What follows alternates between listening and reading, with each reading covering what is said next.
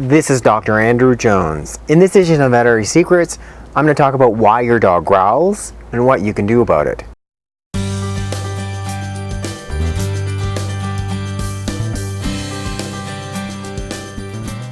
Hi you guys, welcome again back to my channel. For those of you who are new, welcome. Today's video is a little bit different. I was up recently. I was actually up walking with my dog Lewis, a couple of his buddies, our neighbors' dogs, and we encountered a dog that was especially fearful and growling.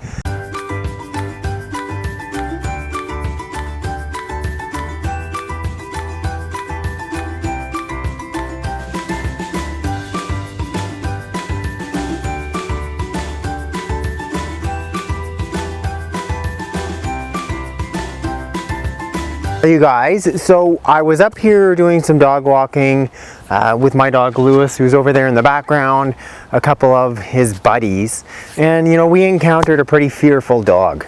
Pretty common situation. I'm sure all of you have experienced that. And the person who owned the dog, I mean, she was especially nervous herself, and she said, just be careful, I'm not sure how he's going to react. And you could see he was showing signs of being nervous. His hackle sort of came up, his ears were flattened back, and he was kind of crouched in next to his owner, feeling especially threatened, being on a leash. And sure enough, he started to growl and react. She pulled him in closer, and we had a little bit of an altercation. So you guys, so the first point is understanding, why is your dog fearful in the first place? What's causing him to growl or react? Well, the first thing, most of the time, he's reacting because he's scared. He's not being aggressive. And he's scared because of underlying anxiety. He doesn't have the self-confidence to be approached by another dog in that situation, or to be approached by a person, or for instance, just being at a veterinary clinic. He doesn't have that level of self-confidence that's needed to not growl. So just think about yourself in any type of, you know, anxiety-provoking, fearful situation. Your heart rate goes up, you start to react, your palms might be sweaty. With him, it's something just the same, but it's coming out as a growl. So you need to understand why that is happening. He doesn't have that level of confidence, he's got that anxiety. So we need to be building up his confidence, approaching it that way. Never punish your dog. As soon as you punish him in any form or any way, you're going to make that situation worse. So just think about it. You've got a dog who's already got anxiety, his heart rate's up, he's not sure.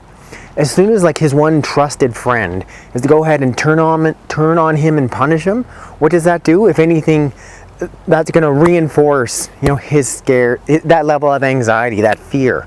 You're going to make him more fearful, more scared, more likely to growl in those situations. So that's number one, the first big thing. This isn't about being the alpha, the dominant person, in spite of what you may hear with some of the dog trainers. It's about understanding what your dog is experiencing at that time, and then taking appropriate, correct steps to treat it. My second big point is enroll your dog with a good quality dog trainer that has a good understanding of dog behavior. Lewis over here, for instance, he went through 2 different puppy training classes, and then I even enrolled him again as an adult. So you really need to be comfortable in terms of having a basic understanding of dog behavior, but more importantly, just having a well-trained dogs with a trainer who has a really good understanding of dogs, dog training, and can give you those skills that you need to have a well-trained dog. Third big point I want to make is you not being nervous. If you're nervous, unsure, you're worried, oh, my dog is going to bite again, I don't know what's going to happen, you're all tense, you're breathing heavy, your dog can sense that. He senses whether you're comfortable, you're happy, or if you're really unsure, you're nervous. He's going to feel that, and he's much more likely to react then in that situation. I mean, our animals have such a good sense of, you know, are we confident or not? For any of you who ride horses at all, I mean, you know, I mean, your horse knows. Are you a competent rider? You're going to get on top of him, not worry? Or you're for sure, I'm worried he's going to buck me off, something's going to happen. Your horse senses that. Our dogs, our cats, much the exact same thing. They sense how we are. I mean, how comfortable we are with them in different situations when other people, other animals are around. So for instance, you're out there, you're walking your dog, you're especially nervous, I think this is going to happen again, you get all nervous and tight. he feels that he or she can feel that and sense that, and much more likely to react. So you guys, I want to model sort of one example of how you could do some basic desensitization, setting up a positive response for your dog. So to begin with, now this means enlisting the help of someone, perhaps a neighbor, a trusted friend, obviously a dog owner who understands dogs and be comfortable with it. Because we want to be able to have your dog learn to trust, this new person, as they're so unsure of all these other people that they're meeting, these other dogs. But let's use the example of a dog who's fearful of people. So first, you guys, imagine that I'm the helper, I'm the person, and I've come into the room. The owner, which would be me, I'm just standing over to one side, being relaxed, open and confident. My hands are open. So my dog can look up, my scared dog can look up, see that me as the owner, I'm cool with this whole thing, no reason to be nervous. So me being the helper, or the person to be sort of set up in this situation, first thing is just to come in, and I want this scared dog to approach me, to not be threatened in any way at all. So a couple big points in terms of tips to have this happen. First of all, no eye contact. Don't threaten this dog in any way. So you're averting your eyes. You're not having direct eye contact. Secondly, you're being a little distance away from the dog and being as sort of non-threatening as possible. Often in the clinic, I would not at all try to get these dogs on the table. I'd let them stay down on the floor. I'd sort of sit off to one side. I want you to be off to one side. Sometimes I get down, just sit on one knee. My eye is turned, so I'm not maintaining eye contact. And I want the dog to approach me. I don't want to go at him. I want him to be confident enough. So he's sort of looking at me. There's Lewis looking at me. I don't want him to be fearful in any way at all. Next, me being the helper and the one who's building the confidence, I'm going to pull out my secret weapon. That's these yummy, tasty, liver-flavored dog treats, which I know Lewis loves. I found most of the dogs in practice were really, really fond of. So I'm just sort of in a non-threatening way. I pulled these smelly, yummy smelling treats out of my pocket. I'm just going to extend my hand. I'm going to see if the scared dog is going to show any interest, but I want him to come and get them. He took it right out of my hand, and then I'm going to praise him. Good boy. Oh, good boy. Good boy, scared dog. Would you like another treat? Oh, good boy.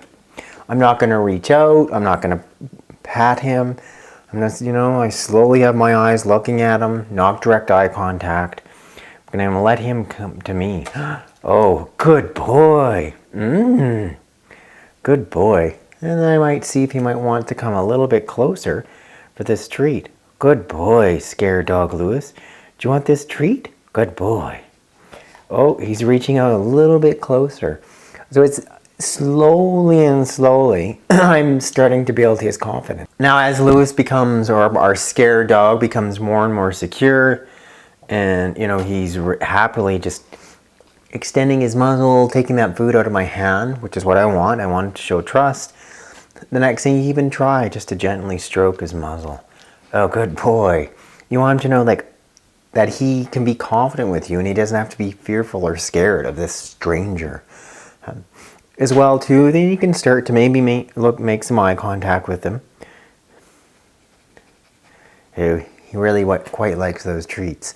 We really want him to be as confident as possible and avoid any type of these setbacks, where you're too quick, you reach your hands too slowly. Just you get a sense of how this scared dog is reacting, and you want him to be so confident in that situation that he can have a stranger, or he can approach a stranger, nothing bad's going to happen. In fact, a whole lot of good stuff is going to happen. I'm going to get these yummy tasty treats that I love. And you guys don't always expect this to happen right away. I mean, this might take several visits, so you got to be patient, especially with an adult dog that has this ingrained fear response for whatever reason it's happened. I mean, many of you are adopting shelter animals. You don't know their whole story and why they're fearful in the first place. And more often than not, my experience is what would happen is someone would adopt that dog, he acts fearful and scared, and he gets treated by being more fearful because they're punishing them. Oh, you bad dog, whap. With direct punishment, which makes them even more fearful. And hence he ends up going back to the shelter in the first place. Another big point that I didn't mention earlier in the video is often we as dog owners are reinforcing the wrong thing. So another example would be to have a dog who's especially nervous and scared, and we react in a real positive way when they are nervous and scared. We're like, oh, that's okay, it's okay, Lewis, you don't have to be nervous, it's okay. And if you think about it, you're actually positive reinforcing your dog being scared, which is not what you want. Clearly it's not what you want, but it's hard to, thinking that training mentality, it's so quick to just want to comfort because we want to nurture a dog because we love them, which I get, and I'm probably just as guilty of it as you guys. Probably such a horrible dog training student. Yes, it is hard to be consistent, etc., as I'm sure you all know. Thank you guys for watching this edition of Veterinary Secrets on Why Your Dog Growls. What I want you to do now is first click that link in the box above that can subscribe you to my channel. Then you can go ahead, click that link in the box below.